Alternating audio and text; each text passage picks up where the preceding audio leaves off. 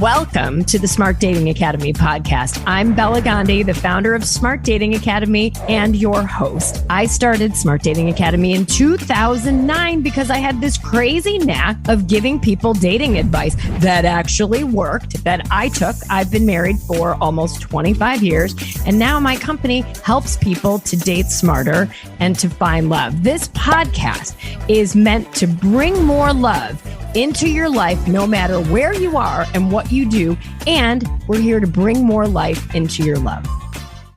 Smart daters, welcome back to the Smart Dating podcast. For those of you that are new to the show, a giant warm hug and welcome to my show. I am so excited you're here, and you've picked a really good one to start with, because today is one of the most fun love stories that I have come across in a long time. And we're going to get into the weeds of how we met and how this whole thing happened. So I'm going to introduce my friend, Colleen. Colleen, welcome to the Smart Dating Academy podcast. Thank you, Bella. I appreciate you having me on.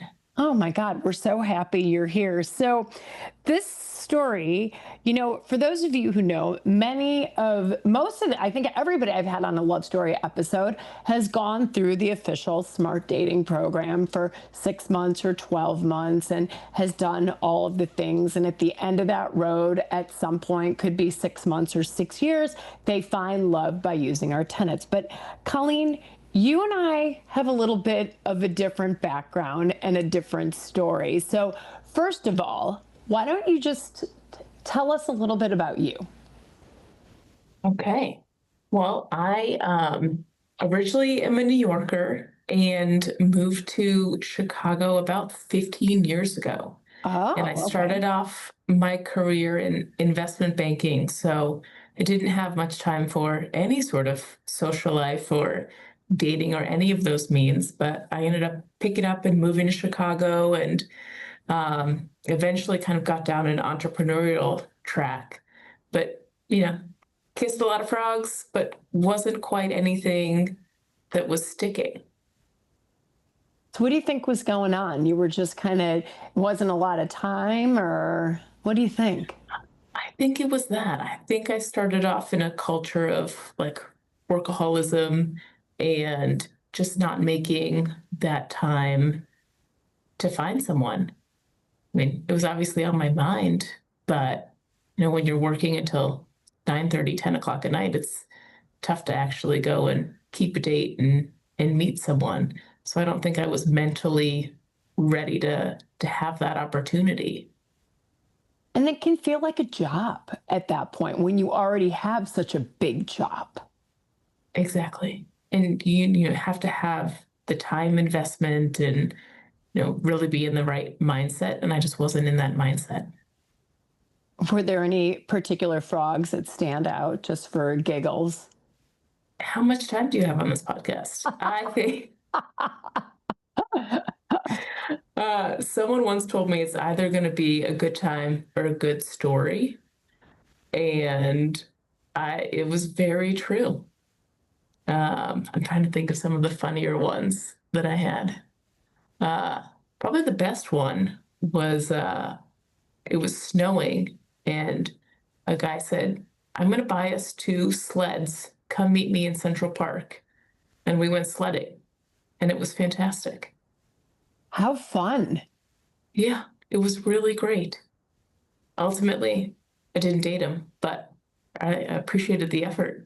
You liked the sled, but after the sled, you decided no go. Yeah, I think maybe it was my finance upbringing and just this idea of, trying to be efficient with the limited time I had. I said, if I don't want to marry him and I don't want to sleep with him, why would I waste his time or mine? And my sister, who met her, high school, her husband in high school math class, or I guess college math class. Of course she did. Of course she did. She never understood this philosophy. So we would go to the gym after my dates, and she'd be like, "How was your date? Are you going to see him again? Are you going to give him another chance?" No, girl, I'm not. Like, he was lovely, very nice, but I just don't see a future there. And I could spend time, and money and energy, but But this isn't why? it. Yeah, this isn't it. So I got to keep looking. And I was okay with that. Okay, awesome. So you had, some sledding dates, some other interesting dates. Now, flash, okay, now you're in Chicago. Yes.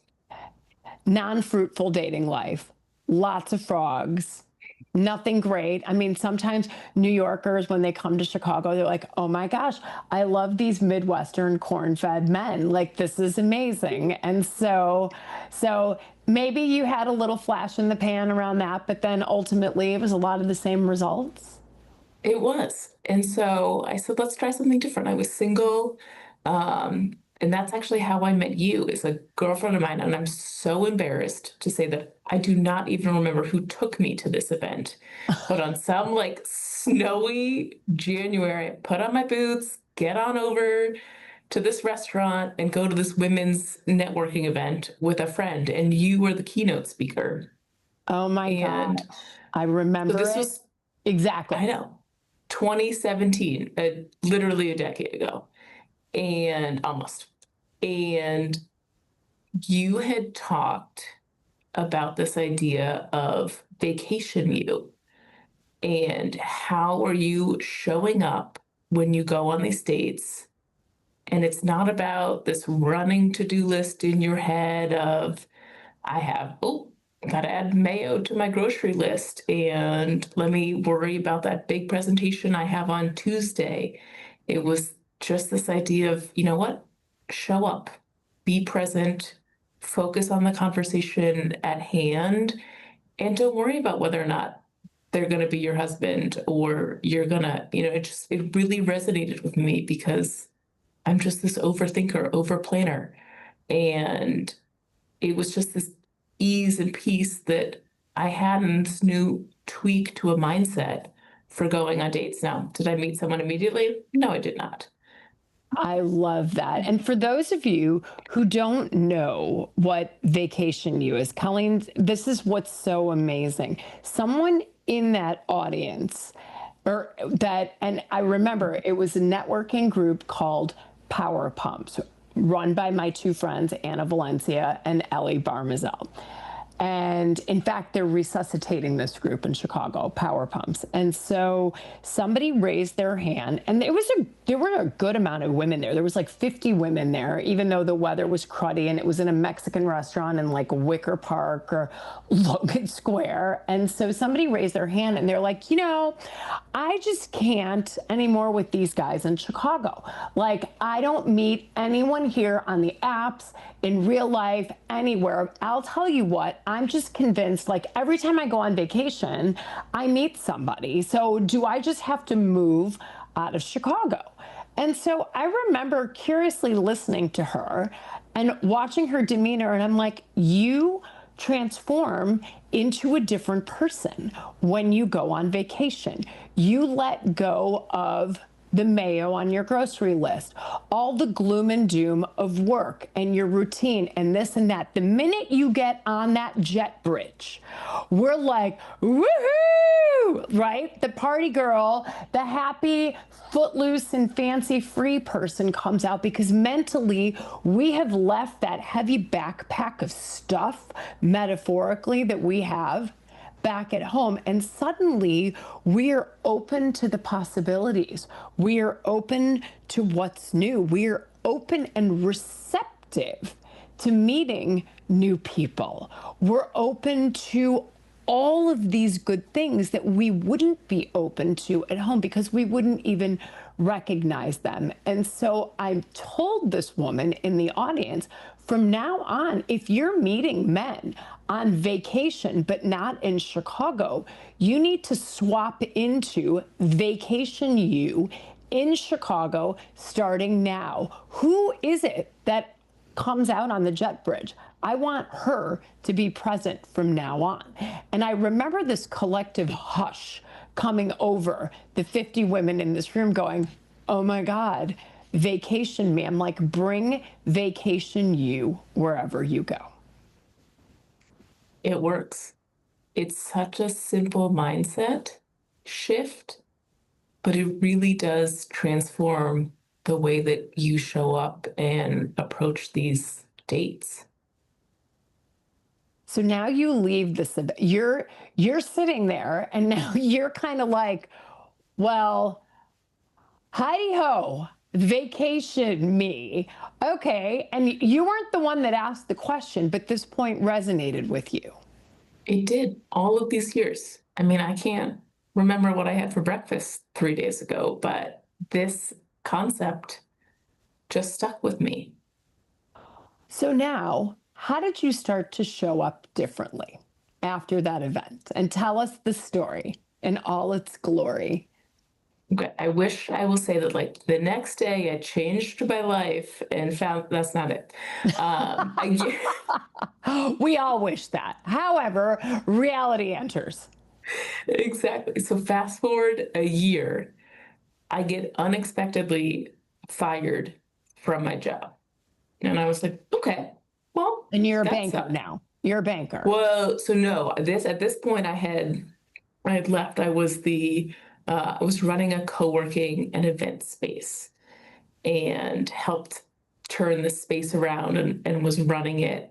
And then just they said, you know what, Colleen, we need a younger, cheaper you to run all of the systems that you've built. So we're just going to let you go. And I said, oh, well, that sure sucks. And that was surprising.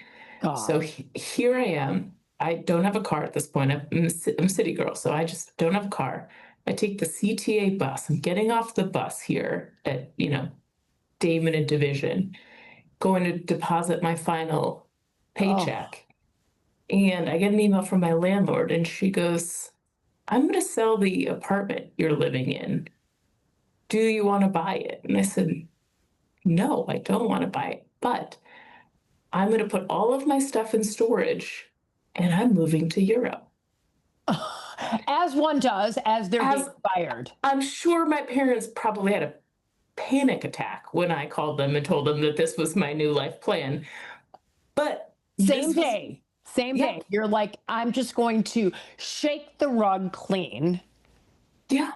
There was nothing tying me to Chicago anymore. I had a sister here, but I said, I'll come back. But I was at the time starting my own consulting agency, and I said, I can do this from anywhere. So I bought a one-way ticket to Rome. And I was going to figure it out, which for me is like a planner. And we like to joke that I have like mild OCD, but it's definitely there. This was like a very wild deviation from anything. Yes, this was not the calculated risk, Colleen. But I still had a couple of months before I left. So I said, a girl's still got to eat. I want to still go explore the city and enjoy it while I'm here, even though I'm going leaving. to Rome. Yeah. And I think, right around this time, I had also mentally said, you know what? I always pictured my life with kids and a husband, but if that doesn't happen, I'm actually genuinely okay with that. And my sister, she'll probably have kids, and I'll be the coolest aunt, and that'll be okay.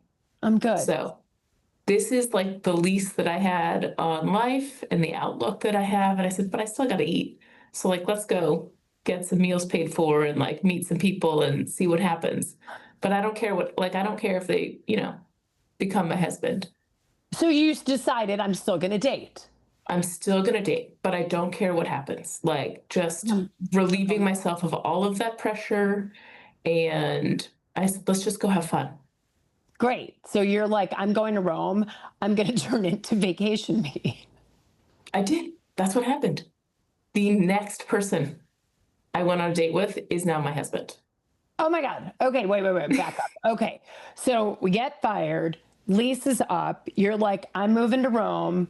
I'm going to date. I'm going to turn into vacation me, because that's the kind of person you become when you're on vacation. Like, why wouldn't I be open to the possibilities? Exactly. Okay. So now you're on a date with said man. Did he come from the apps? Where did he come from? He came from Hinge. Hinge. So yes, I met him on Hinge, and he takes a lot of pride in the fact that I was the one to reach out to him first. Um, and it was great. He was newer to Chicago, and we were chatting, and finally said, you know what, let's just meet up. You seem great. He had a lot of travel photos, and I said, wonderful. He said, you pick the place. And I said, all right, that's a little bit of a cop out, sir, but I'll play your game. And so I said, give me 3 spirits and 3 neighborhoods you want to explore, and I will pick the location. And so, of course, vacation me is like, I have all the time in the world. I don't care how inefficient it is and where we go. So I picked a place that was probably 45 minutes from either one of our apartments in this cool neighborhood that I wanted to explore. Where And he was it? said, it was up in Andersonville. I mean, he lived in the West Loop. I was coming from, so it was not convenient for either one of us to get here. But I was like, you know what? Seems like a good place to go explore. And we had a great time. That's awesome. Okay, so date 1. Yes. You We meet- had, Can we say his Yes. name? it's Vibe Off. Vibe Off. Yeah. So he grew up outside the US, in the Middle East, and then came here for college. And he had just come off of like an African safari, and, just very well traveled. We hit it off immediately. And I said, look, I got to be honest with you. You seem real great, but I have to let you know that I do have a one-way ticket to Rome in a couple months. This is 3 months prior. You've got 90-day countdown. Exactly, right? And he said, okay, I can live with that. He's like, do you plan to come back? And I said, I don't know yet. He goes, okay, let's keep doing this. And so we rolled across the street and went to the European restaurant for dinner because we were having so much fun. And it was just natural. It just, from the very beginning, it felt different. It felt easeful, and we had a blast. So date 1 went well, and now you've got 90 days. And he was like, I'm chill. Okay, so you've got this one-way ticket.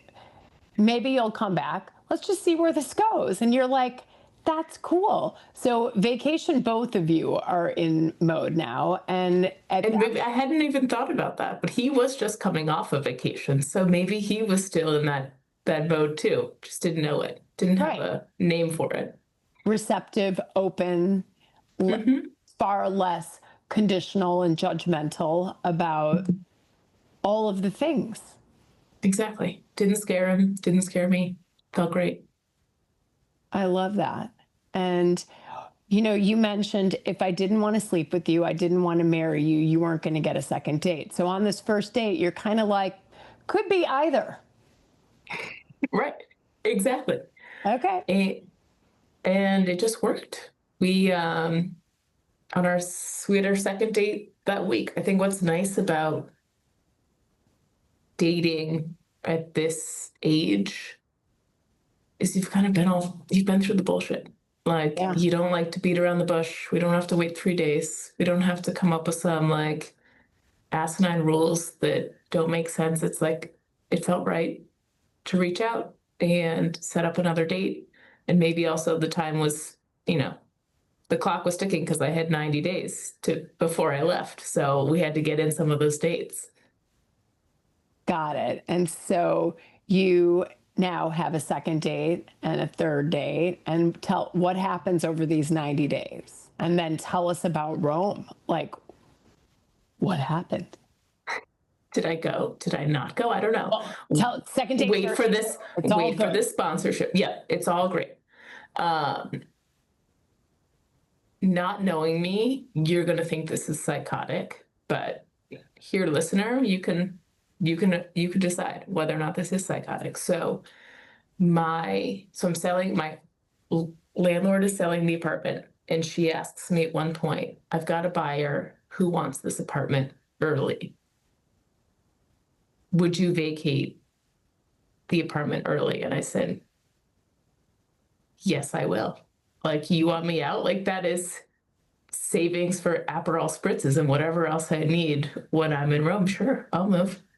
So here I am. We've been on a handful of dates. We are weeks into dating and putting everything in storage. I've got like my 2 little suitcases roaming around Chicago.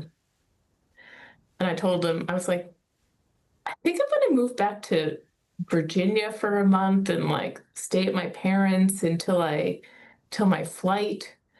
And because I kind of timed it to line up with the end of my lease. And he was like, do you just want to move in? And we're like, I don't know, You're like, 6 weeks into dating.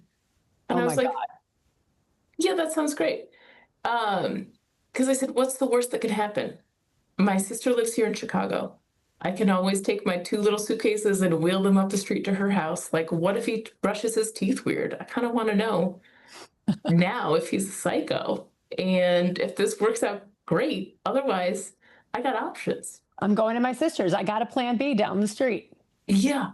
And anyone that you tell this timeline to, they're like, that is literally psychotic. Banana. Like bananas. To the point where like his friends wanted to meet me because they're like, like you're getting catfished here. Something is happening and this does not feel right. But it was just this weird alignment of the universe where we said, okay, let's give this a shot. It's not permanent. I'm leaving. I've got like a month or 2 at this point. Like, let's just see how it goes. And So it you was take your wonderful. 2 suitcases, you move in, you get deposed by the friends. And I passed with flying colors. And we just had fun. And I still went on the trip. Oh my God. Okay. So you move in, you've got like another 6 weeks to live with this guy. It's like lots of dates in that time. And you're like, I'm still going. And he was like, go. Yeah. He said, great. I said, you're lovely. I've had a really nice time. I'm going to book a trip back. And so I went for 78 days. I traveled to 9 different countries all by myself. He came and met me in Morocco for a week. And Amazing. I mean, we had Zoom, we had FaceTime, we had all the things. And I said, great, I'm coming back. So you booked a round trip. I had booked a round trip because he was worth it. And so you're gone for 78 days. And when did you know he was the one? In Europe? That's probably around Europe.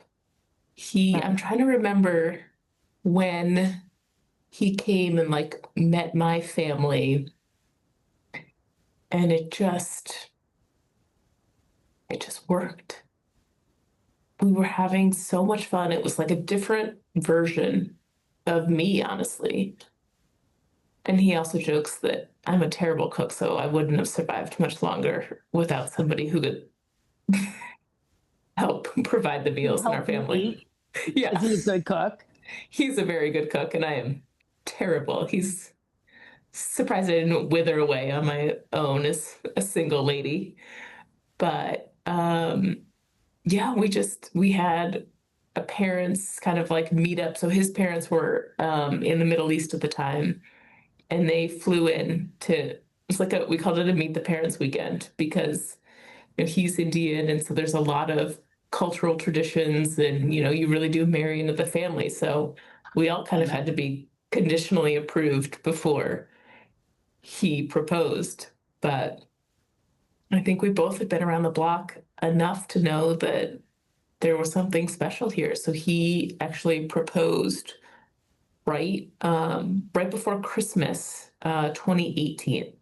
So we hadn't even known each other a full year yet. And I have this thing about numbers. And so I said, you know what? If we can pull together a wedding in 3 weeks, we could get married at City Hall a year to the day that we met. And that's what we did. We got rings, we got everything, we got dresses. And we went to the courthouse and got married exactly a year to the day that we met. Oh my gosh. And your photos are spectacular. So, I mean, amazing. And it's a relationship that was easy from the get-go, right? Mhm. And vacation you and vacation him sort of prevailed. And you knew what you were looking for. You knew how you wanted to feel. And here is this person. And he said, it's okay, you can travel. And then he came to meet you and you met each other's families and you agreed to being deposed by the friends and, someone from a different culture who grew up in a different country, right? It's like you were really bringing vacation you. Yeah. And I said, I want the whole thing. I want the whole package. This sounds great. Where do I sign up? Where do I sign up? So you signed up a year later at City Hall. You get Yes. married. Now, okay, so here's where I can jump into the story now. Okay. So it's pre-COVID. This is like probably 2019. I am in a variety of business groups, and I joined a group called EO, Entrepreneurs Organization. And we had an event, and I'm standing in a bar restaurant in Chicago with all the other members of EO, because after an event, they do, just like a members mixer. And there's this woman who comes up to me, and it's Colleen, and she taps me on the shoulder. She said, "Are you Bella, the person who does like dating?" And I said, "Yeah." And she's like, "You don't know me, but I have to tell you this amazing story of what happened. I saw you speak at a Power Pumps event 2 years ago." She has me literally for 15 minutes. She tells me the story about vacation her and meeting this guy and shows me these wedding photos. And I'm like, oh my God, you were amazing. And I want to take these photos. And we put them on my website, and you wrote a fun little blog, and there they sat. And I was like, what a great story. I think we put out a newsletter with the blog, and this was right before COVID. Now, flash forward to about not even 3 months ago, I'm in a different group called WPO, Women Presidents Organization, and I go on this trip to San Antonio, and I meet this beautiful woman. We end up sharing an Uber. She owns a business. Her name is Erin, and we're talking, la, la, la, la, la, and we're in San Antonio. Yeah, let's grab coffee when we get back. I want to learn more about your business, and you too. So I meet Erin. I walk into her office, and Erin says, "Bella, it's so good to see you. I have to tell you, my COO, my Chief Operating Officer, saw your name on my calendar." And she's like, oh my gosh, she helped me find love. And I thought, what's her name? And she told me your married name. And I was like, I don't know who you're talking. Like, I remember all of my clients, every single one. And so I go in and I look, I'm like, oh my God, it's Colleen of Vacation Me. So I wasn't going to let this opportunity pass by. Erin puts Colleen and I on a three-way text. I'm like, will you come on my podcast and tell this amazing story? And you said yes. So this is like a full circle, God wink, universe moment where we've come into touch a couple of times where a certain nugget that you hear, ladies and gentlemen, dear listeners, you heard this nugget today. Maybe Vacation Me will move you. Maybe it's another nugget that you've heard in this podcast, but look at the profound impact by actually hearing something and actually practicing it. People say knowledge is power, right? Oh, I heard this Vacation Me thing. Okay, great, file it away. That's not true. Knowledge is not power, ladies and gentlemen. Execution is power. Hearing something and then doing something with it. And that's exactly what you did, Colleen. You're like, I'm going to bring Vacation Me to my life, even I just got fired to hell with it. I don't care. I'm going to Italy. And now I'm going to Italy and I'm going to be vacation me and I'm going to bring vacation me to the next 90 days. What do I have to lose? I get to meet new people. So what a beautiful story that you told. And you are now married. You have moved to the suburbs. And do you have kids? We do. I feel like I only ever talk to you every 2 years and have giant life updates. But I know when I said, "Oh, I haven't talked to you in 2 years. Let me tell you that I've had two children since then." So we have some big life updates. Yes, we got married, and within the span of our 5 years of getting married, we've got two kids. So our son was born the night before our fifth wedding anniversary. Oh, I love that. Nothing like spending your fifth wedding anniversary in the hospital, cluster feeding while eating sushi and just shoving your face with sushi after all this time. That's how we spent our fifth anniversary. Oh my gosh, I love that. That's great. And you would never have it any other way. No, I loved it. Loved every second of it. So, Colleen, if you had to give our listeners any words of wisdom, what might they be? I think for me, it's just, what's helped me is to be more open and to say yes. And just explore the possibilities that good might come of it, and that it's a journey. I think, there's just, you never know what little shifts or what little meeting might just send your life in a whole different trajectory. It's like sliding doors moments, right? Exactly. You never know. So, would you recommend someone go listen to us speak or work with us? Yes, I would say if I maybe had taken your full course earlier, maybe I would have found love sooner, but I'm glad it happened the way it did. I'm so glad it happened. And I remember exactly the moment where you sought me out at, I think it was Abba Restaurant in the West Loop in the bar. Exactly. And you tap me on the shoulder, and I'm that person, as you listeners know, I feel all the feels, and I don't forget anything, including the Power Pumps event or the moment you came to me. I love helping people. And if any nugget of what I've said to any of you listening has made a difference, I couldn't be happier or more profoundly grateful to do this work. So, Colleen, I couldn't be happier for you and for the love you've had. And I hope that you continue to bring vacation you to your new home and your new neighborhood and all of the new opportunities that come your way to say yes. Thanks for having me. This has been fun. Oh, I'm so glad. And smart daters, if you have been moved by this, bring vacation you to everything you do, including today. And, like Colleen said, if you don't want to take the long road, if you want to take the expedited road, drop us a line. Go to smartdatingacademy.com, fill out a contact form. We can help you take the fast road up the mountain instead of the windy road that, might be filled with cliffs and grenades, because nobody wants to go down that road. So thank you again, Colleen. And if you like this episode, share it with someone that needs to hear it.